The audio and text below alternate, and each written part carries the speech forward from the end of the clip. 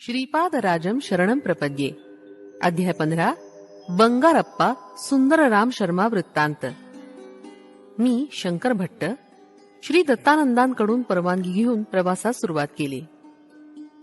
रस्त्यानं जाताना मला तहान लागली आणि मी जवळच्या एका विहिरीजवळ गेलो. पाणी काढण्यासाठी तिथं मला एक पोहरा सुद्धा होता. मी पाणी किती आहे हे पाहावं या उद्देशाने आत डोकावलो तेव्हा मला एक विचित्र दृश्य दिसलं. विहिरीच्या आतल्या बाजूस असलेल्या झाडाच्या फांदीला धरून एक व्यक्ती वर खाली कोलांटी उड्या घेत होती.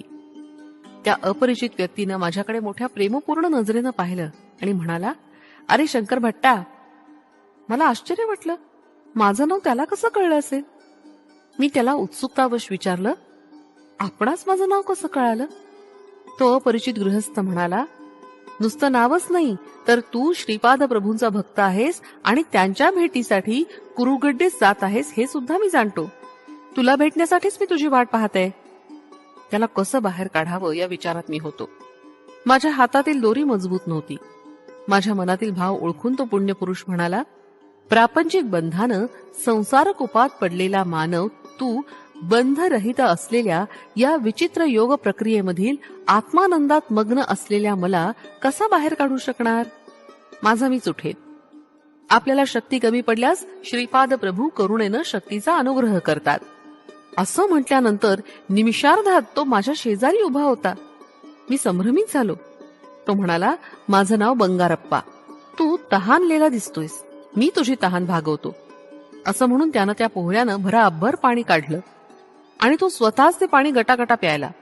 परंतु आश्चर्य असं की पाणी तो प्याला, पण तहान मात्र माझी भागली. ह्याचं मला आश्चर्य वाटलं. नंतर आम्ही दोघांनी प्रवास प्रारंभ केला. त्यानं बोलण्यास सुरुवात केली. "मी स्वर्णकार कुटुंबातील आहे. मी मंत्रतंत्रामध्ये प्रावीण्य मिळवलं होतं.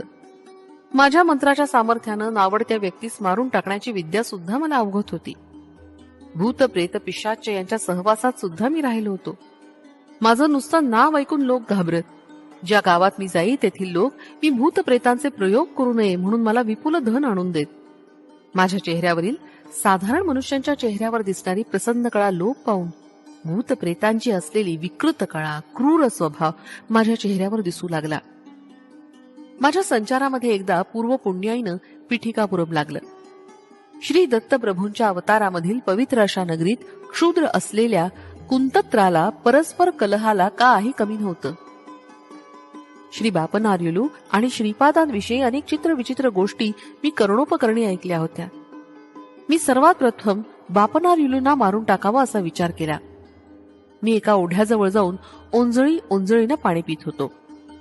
मला मनुष्यांना मारण्याच्या अनेक विद्यांचं ज्ञान होतं.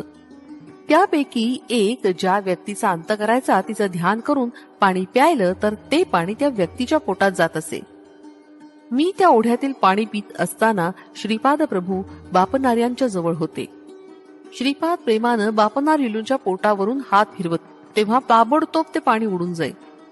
मी पाणी पिऊन पिऊन थकलो, परंतु बापनार्युलूंवर त्याचा काहीच अनिष्ट परिणाम न होता ते पूर्वीसारखे सुरक्षितच राहिले. माझी विद्या का फळाली नाही याचं दुःख झालं मला. श्रीपाद प्रभूंची क्षुद्रोपासका शिक्षा. मला एक सर्पमंत्र येत होता. त्या मंत्राच्या योगानं इच्छित व्यक्तीच्या घरी सर्प जाऊन दंश करीत असे. मी बापनार्युलूंचं ध्यान करून तो मंत्र उच्चारण केला. अनेक सर्प बापनार्युलूंच्या घरी गेले आणि घरी असलेल्या एका वेलावर पडवळाप्रमाणे लोंबकाळू लागले, परंतु ते बापनार्युलूंना काहीच करू शकले नाही. 2 मुहूर्तांचा काळ झाल्यावर ते जिथून आले होते तिथे निघून गेले. माझा दुसरा प्रयत्न सुद्धा फसला होता. माझ्या अंकित असलेले भूतप्रेत बापनार्युलूंच्या घराजवळ सुद्धा फिरकू शकत नाही. हा सर्व श्रीपाद प्रभूंच्या लीलांचा चमत्कार असल्याचं मला कळून चुकलं. एवढं झालं तरी माझी राक्षसी प्रवृत्ती काही कमी झाली नाही. मी स्मशानात जाऊन श्रीपादांची कणिकेची बाहुली करून त्याला 32 जागी 32 सुया टोचल्या. या मारण प्रक्रियेत श्रीपादांच्या शरीरास 32 ठिकाणी जखमा व्हाव्यात एवढीच नाही तर त्या सुया द्रवरूप होऊन त्यांच्या शरीरात विषाचा फैलाव होऊन त्यानं त्यांचा अंत व्हावा असा माझा दुष्टवेध होता. परंतु हा प्रयत्न सुद्धा फसला. एका रात्रीच्या वेळी माझ्या शरीरात पाणी भरत असल्याचं मला जाणवलं. त्यानं मला प्राणांतिक वेदना होऊ लागल्या. बापनार्युलूंच्या घरी सोडलेले सर्व सर्प माझ्याकडेच येऊन मलाच दंश करू लागले. श्रीपादांच्या पिठाच्या बाहुलीला ज्या ज्या ठिकाणी सुया टोचवल्या होत्या त्या त्या ठिकाणी मला असह्य वेदना होऊ लागल्या. नरक यातनांचा अनुभव होऊ लागला. मी श्रीपाद वल्लभांना मनापासून अंतर्मनानं शरण गेलो. माझ्या अंतर्दृष्टीला श्रीपाद प्रभूंचं दर्शन झालं. ते म्हणाले, बंगारप्पा, तू केलेल्या महापापाला अनेक वर्ष इहलोकात दुःख भोगल्यानंतर नरकात सुद्धा दुःखाचा अनुभव घ्यावा लागला असता. परंतु मी तुझ्यावर कृपा करून या एका रात्रीत झालेल्या यातनांद्वारे कर्माचा नाश करत आहे. तुझ्या सर्व क्षुद्र विद्यांचा सुद्धा नाश करत आहे. तरी पण कोणी तहानेनं व्याकुळ झालेला मानव तुझ्या अंतर्दृष्टीस दिसल्यास तू स्वतः पाणी पिऊन त्याची तहान भागवू शकशील. कोलांटिखात झुलणं ही एक योग प्रक्रिया आहे. त्याचा अभ्यास करून तू आनंदाची प्राप्ती करून घेशील. आजपासून सात्विक प्रवृत्तीचा स्वीकार करून जगशील. माझ्या मात्या पित्यांच्या घरी किंवा श्री बापनारिलूंच्या घरात पाय ठेवण्यास सुद्धा बहुजन्माचं पुण्य असावं लागतं. तुला या जन्मात तरी तसं भाग्य नाही. जीवन देणारा परमेश्वर आहे म्हणून प्राण काढून घेण्याचा अधिकार सुद्धा त्याचाच आहे. माता पिता जन्मदाते असल्यानं परमपूज्य असतात.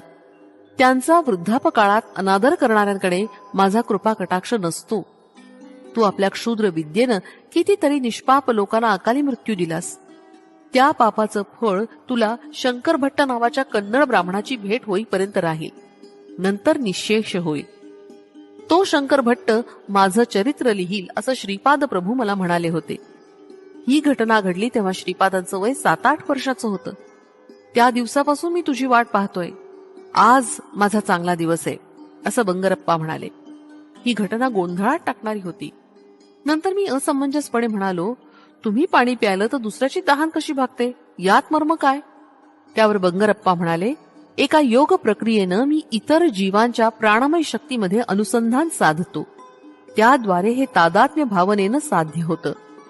रामायण काली किष्किंधा नगरीचा वानर राजा वाली यास एका योग प्रक्रियेद्वारे त्याच्या समोर युद्धास असलेल्या योद्ध्याच्या शक्तीच्या दुप्पट शक्ती प्राप्त होत असे.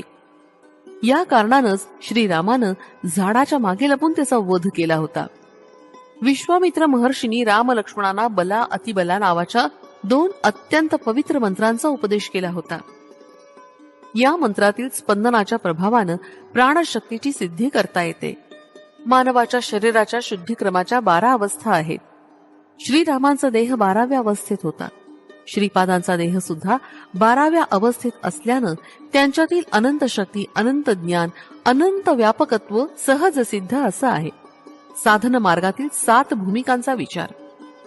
मानव त्याच्या विकासात 7 भूमिकेत असतो. पहिल्या भूमिकेत स्थूल देहेंद्रिय, सूक्ष्म देहेंद्रिय एकाच वेळी उपयोगात आणू शकतो. दुसऱ्या भूमिकेत सूक्ष्म देहेंद्रियाच्या आधारे सूक्ष्म प्रपंच अनुभवत छोटे छोटे चमत्कार करण्याचे सामर्थ्य प्राप्त होते. तिसऱ्या भूमिकेत सूक्ष्म शरीराच्या द्वारे दूर प्रयाण करू शकतो. तिसऱ्या व चौथ्या भूमिकांच्या मध्ये वशीकरण केंद्र असतं. वशीकरणात असताना ज्या स्थितीत असतो त्याच स्थितीत आपण राहतो. गौतम ऋषींनी अहल्येस शाप दिला तेव्हा ती आश्चर्यचकित झाली. तिला आपण शील चैतन्यात आहोत असा दृढ विश्वास होता. ती श्रीरामांच्या दर्शनापर्यंत त्याच स्थितीत राहिली. अहिल्याचं शरीर शिला स्थितीत गेलं होतं, तसंच तिचं मन त्या स्थितीत गेलं होतं. म्हणजे तिसऱ्या आणि चौथ्या भूमिकेच्या मध्येच असलेल्या वशीकरण केंद्रात ती राहिली. श्रीरामांची पायधूळ लागताच तिचं मनोपुष्प विकसित झालं आणि ती स्वतःच्या सहज स्थितीत आली. चौथ्या भूमिकेला पोचलेल्या आत्म्याला अतिशय विस्तारित योग शक्ती लाभते. यासाठी आपल्या योग्य शक्तींचा लोककल्याणार्थ अंतरात्म्याच्या बोधातून विनियोग केला तर उच्च स्थिती प्राप्त होते. परंतु पाप कार्याला निमित्त होणारे तुच्छ स्वार्थ प्रयोजकांसाठी ही शक्ती वापरली तर पतन अवस्थेला जाऊन शिला चैतन्यात पडण्याची भीती असते. त्यानंतर अनेक हजारो जन्मानंतर मानव जन्माला येता येतं. 5व्या भूमिकेवर असलेले साधक संकल्पज्ञानी असतात. 6व्या भूमिकेवरील साधक भावज्ञानी असतात. संकल्पज्ञानी साधक दैवी साक्षात्काराबरोबर प्रापंचिक कार्यकलाप सुद्धा चालवतात. भवज्ञानी साधकांचा प्रापंचिक कार्यकलापाचा ध्यास फार कमी असतो. 7व्या भूमिकेतील साधक परमात्म्याच्या जवळ असलेल्या ज्ञानाची प्राप्ती करून घेऊ शकतात. अवतारी पुरुष आणि साधकातील भेद. बंगारप्पांनी सांगितलेल्या गोष्टी ऐकल्यावर माझ्या मनात काही संदेह निर्माण झाले.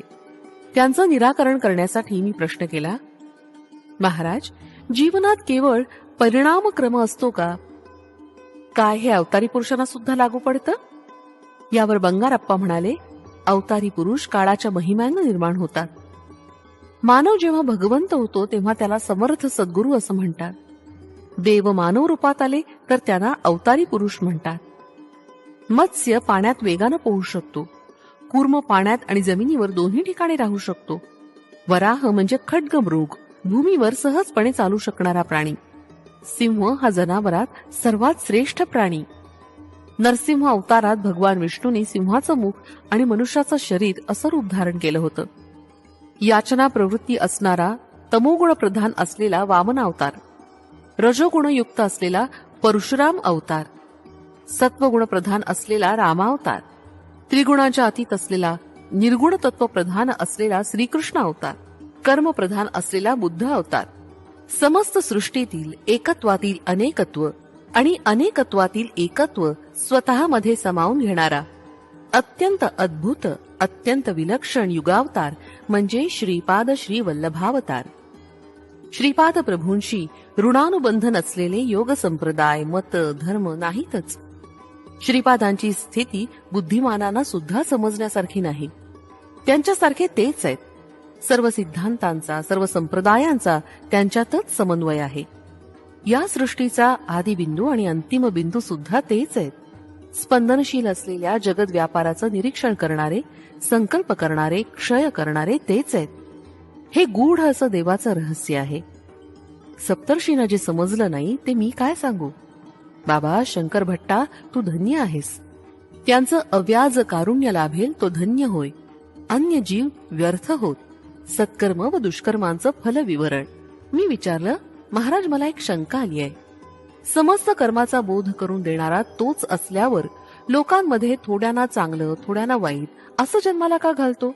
यावर बंगारप्पा मोठ्यानं हसले आणि म्हणाले, तू चांगला प्रश्न विचारलास. सर्व सृष्टी द्वंद्वातूनच निर्माण झालीय. मृत्यूचं भय नसेल तर जन्मदात्री आई सुद्धा मुलावर प्रेम करणार नाही. वेदांमध्ये पुरुष हा शब्द आत्मा या अर्थानं वापरला असला तरी आत्मा म्हणजे पुरुष नव्हे. पुरुष हा शब्द देहास सूचित करतो आणि आत्मा हा देह नाही. तो देहाहून निराळा असून अजन्मा, अव्यक्त, अचिंत्य आणि विकाररहित आहे. मानवात आणि प्राणी मात्रात एकच आत्मा वास करतो. मनुष्य आणि देव यांच्यात मात्र भेद आहे. या भेदामुळेच मनुष्य देवत्व प्राप्त करण्यासाठी प्रयत्नशील असतो. या प्रयत्नामुळेच मानवाचा विकास होतो. देवामध्ये केवळ चांगल्या सृजनात्मक शक्ती असतात असं नाही, तर काही विघटनकारक, विनाशकारक शक्ती सुद्धा असतात. त्या शक्तींचा आवश्यकतेनुसार उपयोग करून सृष्टीचं चलनवलन सुव्यवस्थित चालवण्याचं कर्म देव करत असतात. मनुष्याच्या जन्मात सुख आणि दुःख ही पूर्वकर्मानुसार येत असतात. दुःख येत असल्यानं मानवात सुखाचं महत्व कळतं आणि तो सुख मिळवण्याचीच आकांक्षा करतो. सृष्टीमध्ये असं दिसून येतं की अनेक दुष्ट, कुकर्मी, नास्तिक, जनतेला छळणारे लोक अत्यंत सुखाचं जीवन जगतात आणि सत्यवचनी, प्रामाणिक, सदाचारी, सच्शील व्यक्तींना अनेक दुर्धर संकटांना तोंड द्यावं लागतं. अशा विपरीत स्थितीचं कारण असं की कुकर्म करून सुद्धा अत्यंत सुखाचा उपभोग घेणाऱ्या लोकांनी पूर्वीच्या जन्मात काही सत्कर्म केली असणार आणि त्याचं फलस्वरूप त्यांना आज असलेलं सुख प्राप्त झालंय. तसंच अत्यंत प्रामाणिक, सच्शील, सज्जन लोक आज जी दुःख भोगताना दिसतात ती त्यांच्या पूर्वजन्मातील पापकर्मांचं फलस्वरूपच. मनुष्यास आपल्या पाप अथवा पुण्याचं फळ तत्काळ मिळत नाही, त्यास काही वेळ लागतो. परंतु पाप किंवा पुण्य अत्यंत तीव्र स्वरूपाचं असल्यास त्याचं फळ लवकर मिळतं. चांगलं अथवा वाईट कर्म करणं मानवाच्या हाती असतं. समाजात अधर्माची वाढ होऊन दुष्ट, दुराचारी लोकांकडून सज्जनांचा, संतांचा छळ होऊ लागतो. त्यावेळी भगवान सगुण रूपात अवतार घेऊन पापी, दुराचारी लोकांचा नाश करून धर्माचं, संत सज्जनांचं रक्षण करतात. हजारो वर्षांपासून आकाशात तारे, ग्रह चांदण्या होत्या, परंतु त्या सध्याप्रमाणे सुव्यवस्थित नव्हत्या. कालांतरानं या तारामंडलातील अनेक तारे खाली पडून त्यांचं दगडात रूपांतर झालं. अनेक ग्रह एकमेकात मिसळून गेले. पृथ्वीसह सारे ग्रह सूर्याभोवती परिभ्रमण करतात. या ग्रहांच्या आकर्षण विकर्षणानंच सृष्टी चलित आहे. ती सूर्याभोवती परिक्रमा करत असते. परमेश्वराविषयी आकर्षणानं लोक आस्तिक होतात आणि सत्कर्म करण्यास प्रवृत्त होतात. ज्या लोकांमध्ये परमेश्वराविषयीचं आकर्षण नसतं ते नास्तिक होऊन दुष्कर्म करण्यास प्रवृत्त होतात. या दोन्ही प्रकारच्या कर्मांना ते स्वतःच आधार असतात. वेलूप्रभू महाराजांचा गर्वभंग. पिठिकापुरम या नगरीत वेलूप्रभू नावाचे एक महाराज राज्य करीत होते. ते वेश बदलून नगरात फिरून प्रजेची स्थिती अवलोकन करीत. एकदा त्यांना श्रीपाद श्री वल्लभांना भेटण्याची इच्छा झाली. त्यांनी आपल्या सेवकास अप्पळराज यांच्या घरी पाठवून आदेश दिला की श्रीपाद श्री वल्लभ स्वामींना तत्काळ घेऊन यावं. घरात स्वामींचे आजोबा बापनाचार्युलू होते. सेवकांनी त्याला राजाज्ञा सांगितले. आजोबांनी स्वामींना सांगितलं, पिठिकापुरमच्या महाराजांनी तुला भेटीस बोलावलंय. श्रीपाद म्हणाले, तात, राजांच्या मनात भक्तिभाव नाही. तो अहंकारपूर्ण वृत्तीनं मला येण्याची आज्ञा करतोय. त्याला वाटतं आपण महाराज आहोत, आपली सत्ता सर्वांवर चालते, आपण म्हणू तसं झालं पाहिजे. परंतु माझं दर्शन एवढं सोपं नाही हे तो जाणत नाही. मी महाराजांच्या भेटीसाठी जाणार नाही. स्वामी राजाच्या सेवकाला म्हणाले, तुमचे महाराज केवळ या पिठिकापुरमचे राजे आहेत, परंतु मी तर समस्त विश्वाचा चक्रवर्ती सम्राट आहे. तुमच्या महाराजांना सांगा की माझ्या दर्शनाची इच्छा असल्यास स्वतः आपण आमचे घरी यावं. येताना गुरुदक्षिणा आणि चक्रवर्ती सम्राटास शोभेल असा नजराणा घेऊन यावं. स्वामींचं हे वक्तव्य ऐकून अप्पळराज आणि बापनाचार्युलू यांनी आपसात विचार विनिमय करून सेवकांना निरोप देऊन पाठवून दिलं. सेवकांनी स्वामीचा निरोप राजास कळवला. तो ऐकून महाराज अत्यंत संतप्त होऊन म्हणाले, मी या नगरीचा महाराज आहे. माझ्या आज्ञेचं श्रीपाद श्री वल्लभ कसं उल्लंघन करू शकतात हे मी पाहतो. एवढं वाक्य बोलताच भोवळ येऊन ते सिंहासनावरून खाली पडले. सारे सेवक सिंहासनाजवळ धावले. त्यांनी राजाला पाणी पाजून सावध करण्याचा प्रयत्न केला, परंतु त्याची सर्व शक्ती गेल्याप्रमाणे होऊन भयंकर अशा नरक यातना त्याला होऊ लागल्या. तत्काळ राजपुरोहित श्री कोटसुंदर शर्मा यांना बोलावणं पाठवलं. त्यांनी महाराजांची परिस्थिती पाहून स्वतः श्री दत्तात्रेयांची श्रद्धा भावानं पूजा करून तीर्थप्रसाद महाराजांना आणून दिला आणि विभूती कपाळी लावली. राजपुरोहित म्हणाले, पाहिलात ना माझ्या अर्चनेचा परिणाम. आपण श्रीपाद श्री वल्लभांच्या दर्शनाची इच्छा केली ती व्यर्थ आहे, कारण ते स्वतःच श्री दत्त प्रभूंचे अवतार आहेत. त्यांच्या पूजेनं लहान सहान सिद्धी प्राप्त होतात.